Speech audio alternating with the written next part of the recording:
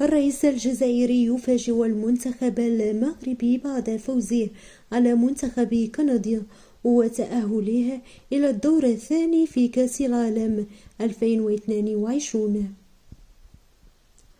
حيث أنه لفت انتباه العالم والإعلام العربي برمته ردة فعل الرئيس الجزائري حول دمه البارد تجاه الشعب الشقيق المغرب،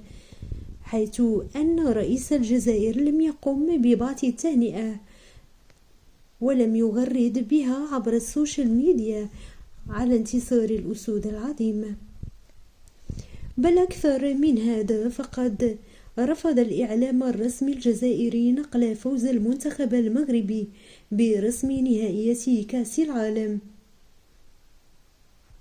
ولم تتناول نشرات الأخبار الرياضية في الجزائر خبر فوز المنتخب الوطني على منافسيه البلجيكي، كما لم تنقل وكالة الأنباء الرسمية أي تفاصيل بشأن المباراة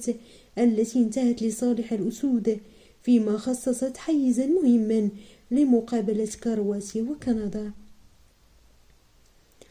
وعلى عكس التوجه الرسمي الذي تعمد تجاهل فوز المغرب، ضجت المقاهي الجزائرية الشعبية بمشجعين محليين ساندوا المنتخب المغربي في كل أطوار المباراة، حيث أظهرت صور جزائريين وهم يرددون شعارات تحفز الأسود.